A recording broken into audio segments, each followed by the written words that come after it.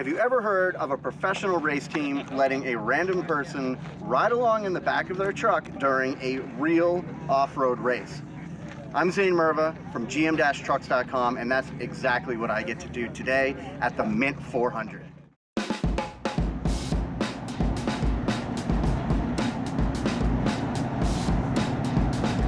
Before Chevy Performance would let us in the back seat of the Hall Racing Silverado, they wanted us to get an idea of what we were up against.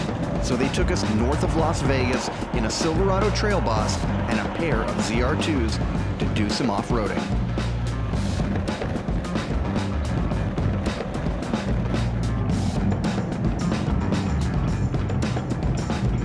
And because we were north of Nellis Air Force Base, we got our own private air show at the same time.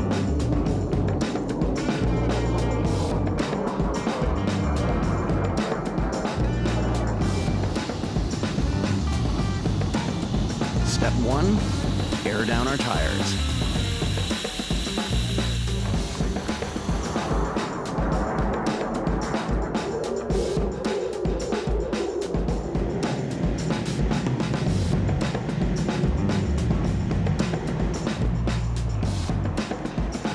Step 2, have a lot of fun.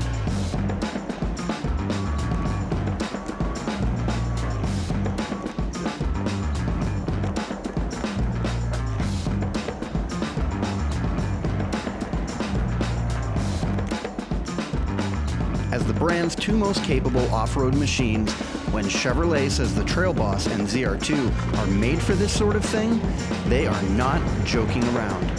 These three trucks are 100% stock.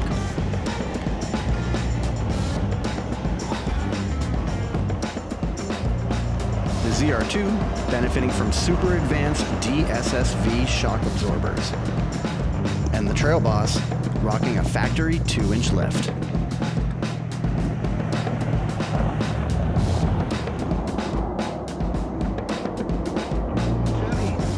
Then we saw something truly sad. No! That's a late model Silverado HD. Oh, man.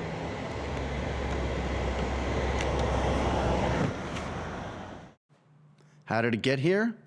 Your guess is as good as ours.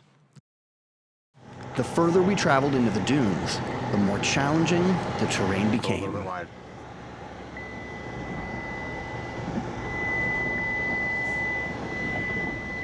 Oh, that's not bad.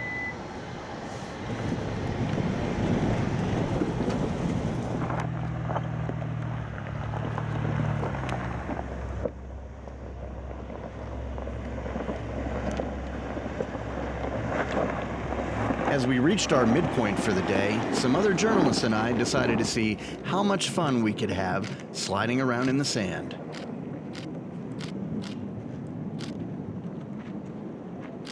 That's their attempt. And here's mine.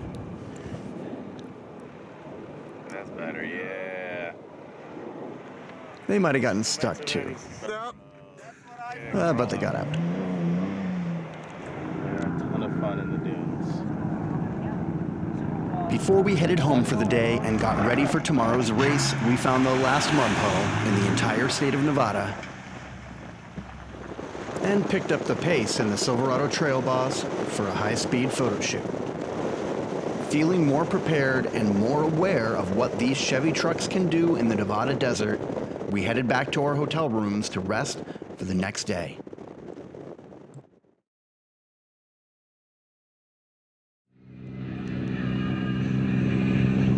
"45 minutes south of Las Vegas in Primm, Nevada, our day in the pits started early.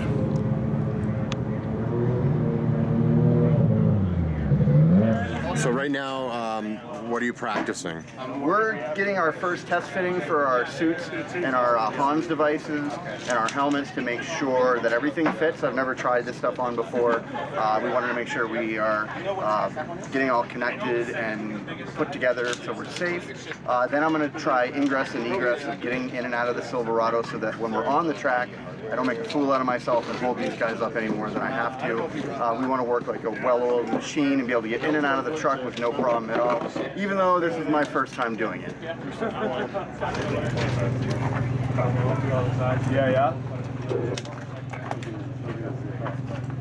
Yep, that's pretty much it.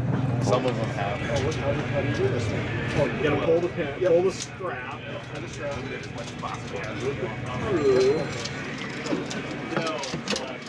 Alright. So kind of grab that one. Let's go first? Yep, that one goes first. It just kind of goes in order. So this actually Okay, yeah. first, bottoms and middle. And then this guy. Now you can't see with your helmet from much in. And then this is, yeah, because he just got out, so. Before I got out, there was one last thing I needed to know. Trucks land on this side.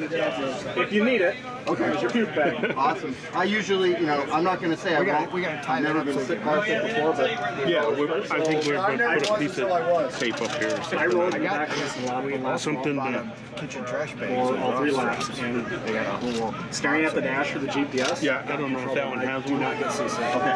All right, so I'll try to keep my eyes up and around. You want your face out the windshield. Got it. All right, cool. We've got one in there, Jim. We just want to, if you put another one in there. That's going to be fun. That is crazy. How did it go? How did it feel getting in and out? It was really tight, but not as tight as I thought it would be. There's a lot of room in the second row of the Silverado, and being in the center really gives you a good view right out the middle. You feel like you got a lot of room on your side, so I'm cautiously optimistic that it won't be too bad. The Hall Racing Silverado is in Class 12 for stock production, full-size trucks, and SUVs. So when you look inside, it's no surprise much of the original dash is still there. Creature comforts like Android Auto and CarPlay, along with air conditioning, still all work.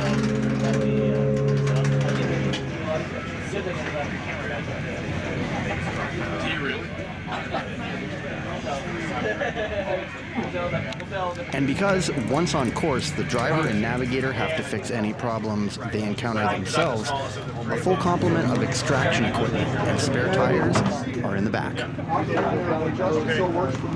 But the real magic behind Silverado 1230 is its huge pre-production 70mm DSSV shock absorbers. There's a pretty good chance this suspension, still in development, could end up in a future Silverado someday soon.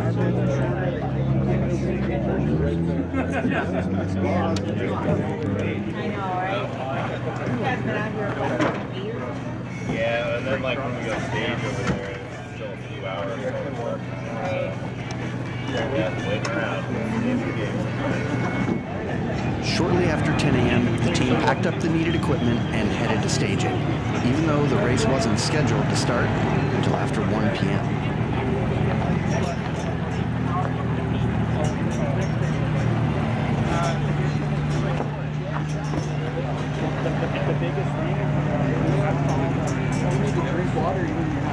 Oh yeah, right. I mean, you need water. Probably got it.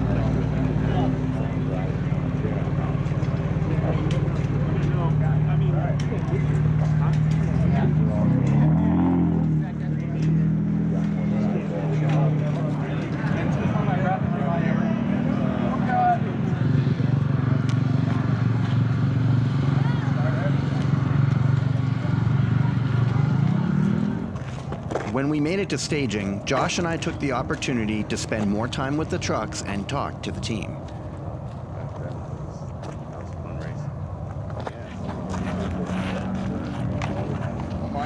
Yes, Wolf. Ready?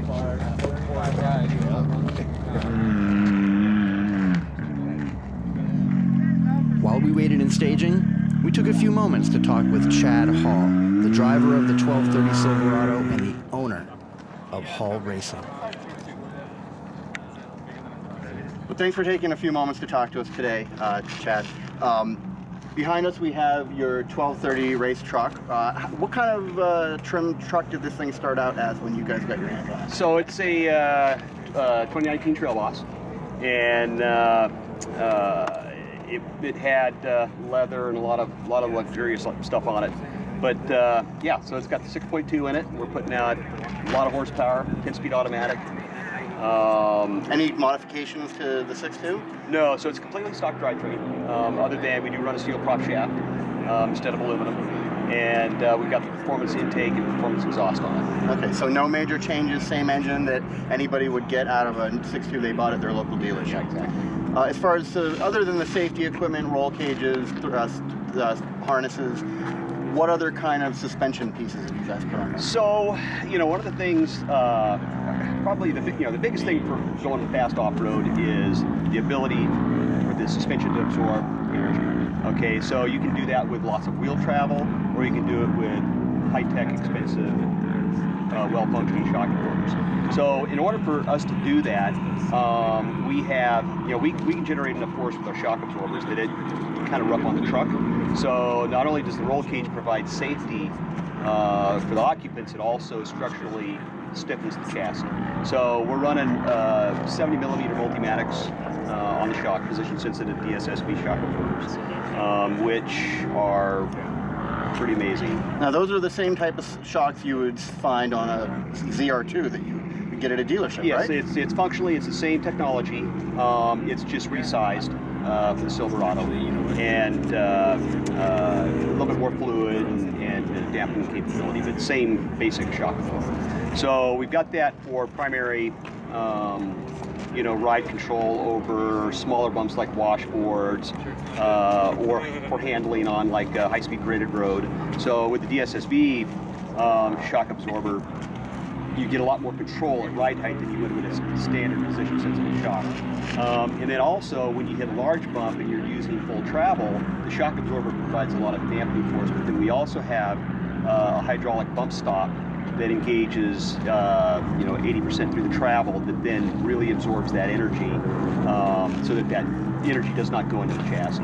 And that's the type of stuff where, as hard as we run this truck, we've got to stiffen the chassis, otherwise we might twist the frame, especially if we make a mistake, which occasionally happens. Our entire 15-minute interview with Chad Hall is available in the description to this video. Just hit the like button on your way down to click it. After a quick bite to eat, Josh and I headed to our staging spot in Pit B. They're going to spectator area. I'm supposed to be the other pit. This is Mike's pit. Copy that. Why are you gonna fuck with the GPS? Are they really? We are the very last one before you resume. As the first racers made their way to our location at mile 68 in Pit B, so did the helicopters. One of my biggest takeaways from spending a few hours in Pit B was the respect that every race team had for one another. The machines you see traveling by are not only racing against each other, but against the desert, themselves, and the clock.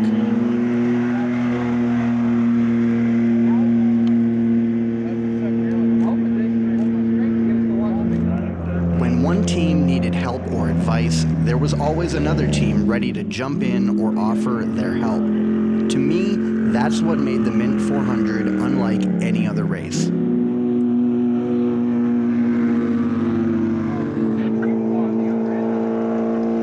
And just when I was starting to have a lot of fun watching all the other race teams pass by, word came that the Hall Silverado was not that far away.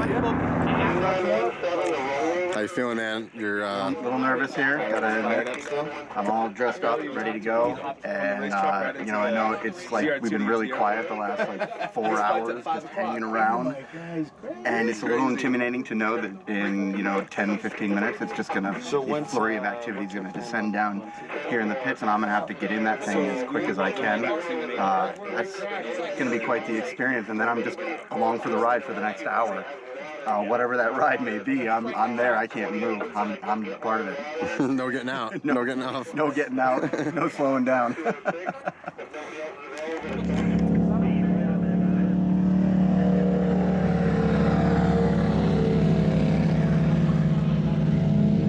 And as my day was just about to get started, a lot of other racers' days were coming to an end.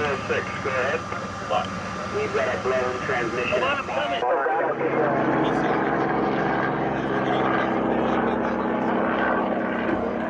I know it, like a moment's notice is going to be like, move, move, move. Don't worry, once you get in the truck, you're doing absolutely nothing. I know, and then back to...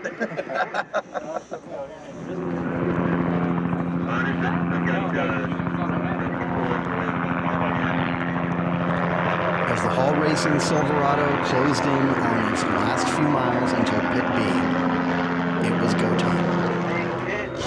That we're just trying to get out of the desert now. In 1938. Here, let me give it a good kick. Want you to be safe out there, man. These last few moments, my heart is racing. My eyes are peeled at the end of pit lane, just waiting. And then the Silverado pulls in.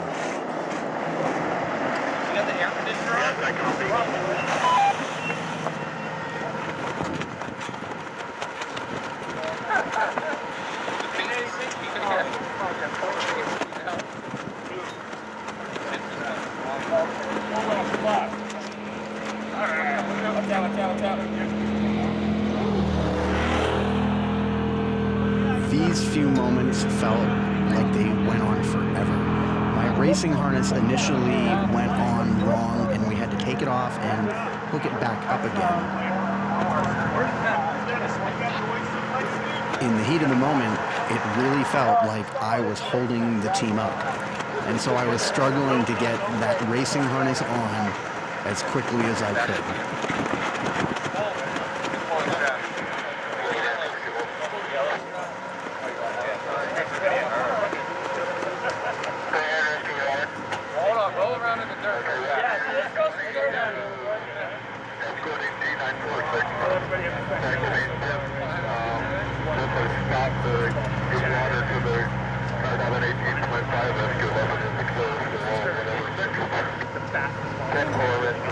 Thank you very much for your help.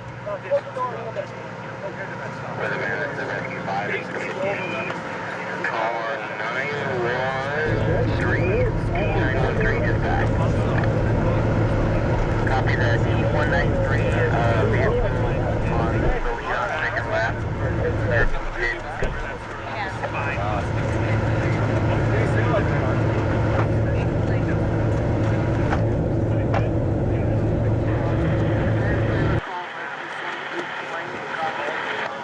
And only 2 minutes after it pulled in, the Hall Racing Silverado was looked over and cleared to head back out. With me inside.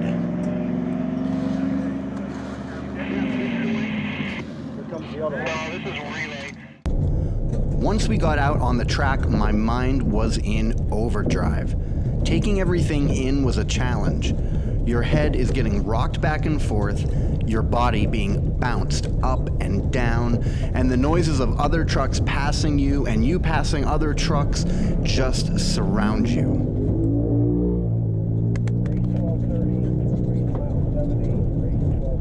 But the beauty of it all is how well the Silverado tackled the course. The track was rutted badly, boulders laid out in the middle just randomly, dips, jumps, and the truck just floated from one turn to another almost effortlessly. Not once, during the entire race did I feel out of control or even remotely unsafe. Meanwhile, Josh and the rest of the Chevy Performance crew were headed back to the start-finish line to meet up with me as I came back into the pits.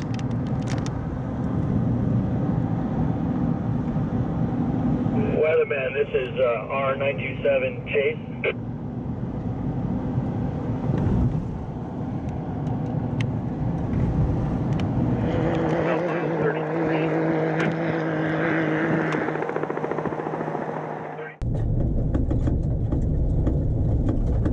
As the sun began to set, we started to realize something wasn't quite right with the Hall Racing Silverado.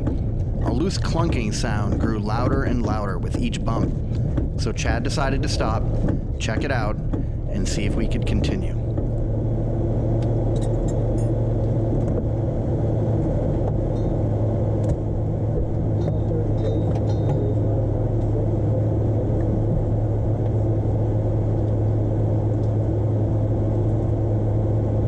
Remembering the rule that racers had to fix problems themselves while on course made the next few moments pretty tense. Thankfully, nothing obviously wrong could be found, so we continued on towards the main pits. This is where you want to watch the race from.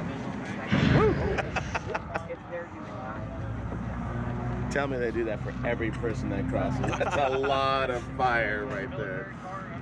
Oh my gosh, that was amazing. They're doing the driver change stuff, so they might take a little bit longer. So if they're sitting there when your guy comes, we'll just pull them in between the barricades and put them in the front spot. Yeah. Your 12:30 truck. Back at the main start-finish line, racers were celebrating the end of their first lap. The only problem? They had 2 or 3 left to go. Chris. They're probably back.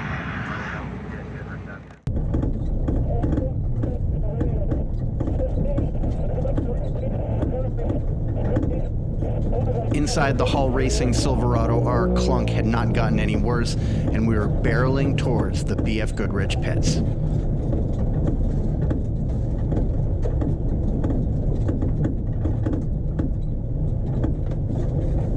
Having passed us while we were stopped, the Hall Racing ZR2 made it in first.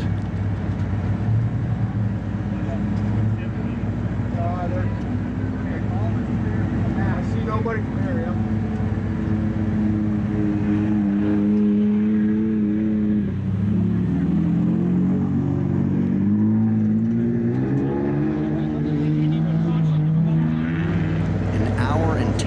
After leaving Pit B, we arrived back in the main pit area. To me, it only felt like 15 minutes. Chevrolet engineers and Team Hall members quickly assessed the clunk. Yeah, it's the back of it. Bounced off the back of the cave member there. At this point, I was still processing what I had just experienced. Hey guys, we're bringing fuel right through here. Okay, yeah, everybody clear out. How was it? It was awesome. It was like something I've never done before in my entire life. I'm glad there wasn't anything really broken on that because it was clanking really loud. Yeah. What did they say it was? Did you hear? The skid plate? Skid plate, yeah. I could tell it wasn't a suspension issue because the thing didn't feel like it drove differently. Yeah. But man, it sounded like there was something really, really loose under there, and it was just beating the crap out of everything. So what was the coolest thing about that? There was a spot where we were going between 2 sets of high voltage power lines, and the sun was setting right like between them, and the road just stretched out as long as you could see. And I will never forget that like scene in my entire life. It was perfect. I wish I could have taken a picture of it because it like embodied everything about what riding in these cars and being out there with nobody else around you, just barreling down through power lines in this like really concentrated thing. I don't know. I don't even know what to say. I just know that one picture of the power lines and us just going through the middle of them, that'll stick with me for a while. Get back out. didn't ride it yet.